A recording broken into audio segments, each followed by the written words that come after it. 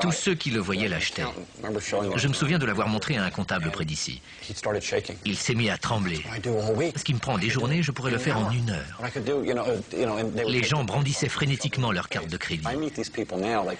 Quand je revois ces gens maintenant, ils me disent « Vous avez changé ma vie. Faire de la compta est devenu amusant. » Personne ne savait ce qu'était un tableur. J'ai choisi le nom VisiCalc parce qu'il faisait bien passer l'idée d'un calcul immédiatement visible. VisiCalc est commercialisé en octobre 79. Prix de vente, $100. Au début, on ne peut le trouver que dans une seule boutique, celle de Marv Goldschmidt. VisiCalc a permis aux gens obsédés par les chiffres, que ce soit pour leur travail ou dans leur vie privée, de connaître le montant de leurs avoirs, de savoir s'ils respectaient leur budget, etc. Ça leur a permis de faire des prévisions pour l'avenir. Ça leur a permis de mieux contrôler une autre dimension, celle des chiffres.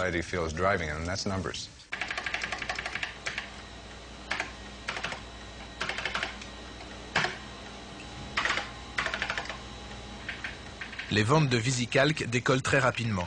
Les petits patrons et les cadres financiers se jettent sur ce programme capable de prédire l'avenir en un clin d'œil.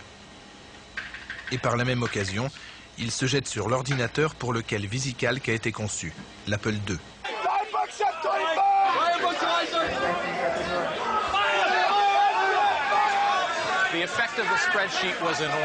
Le micro est entré dans le monde de l'entreprise grâce au tableur. Un outil performant, convaincant, très vite indispensable. C'était l'outil des années 80, la décennie qui commençait.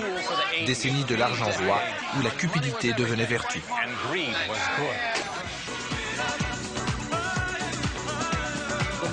C'est l'époque des Golden Boys, où les jeunes diplômés veulent tous faire une carrière éclair à la bourse, où les fortunes s'amassent et se désintègrent en 1 minute. C'est l'époque des yuppies et de leur étalage de luxe.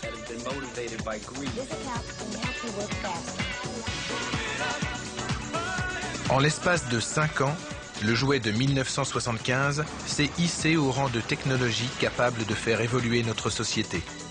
Le tandem Apple II VisiCalc a lancé la révolution micro. Tout le monde était emballé par ce qu'on faisait.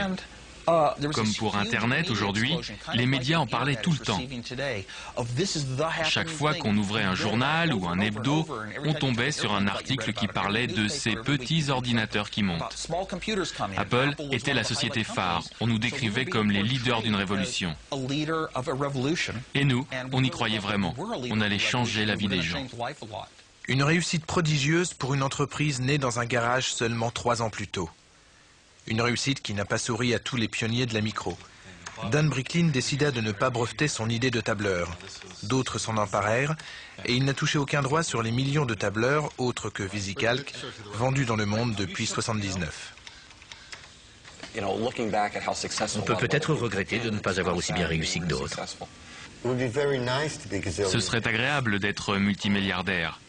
Mais si on ne l'est pas, c'est en partie parce que ce n'était pas notre ambition.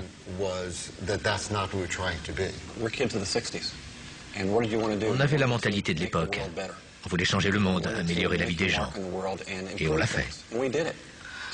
D'après ces critères-là, nous avons magnifiquement réussi. Et Ed Roberts, qu'est-il devenu? 3 ans après la fabrication du premier Altaïr, sa société, MITS, n'était plus qu'un fabricant parmi d'autres. Il la vend, retourne à l'université et entame une nouvelle carrière. Médecin généraliste. Je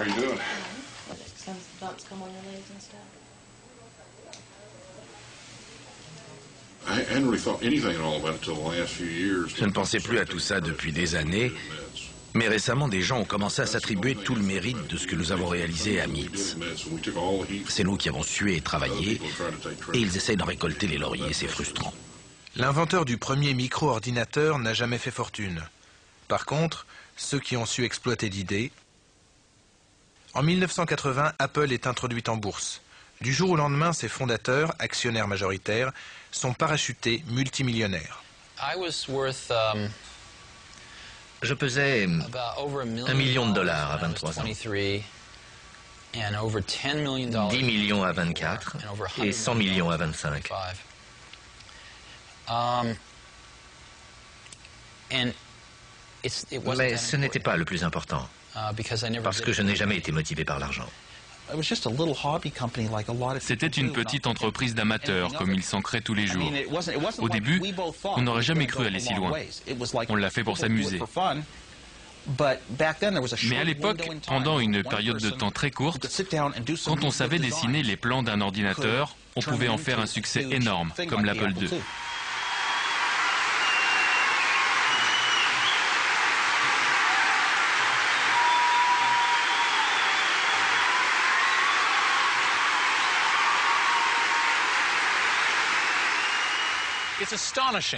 Rappelons-nous qu'au début 1975, c'est incroyable, personne ne possédait de micro-ordinateur.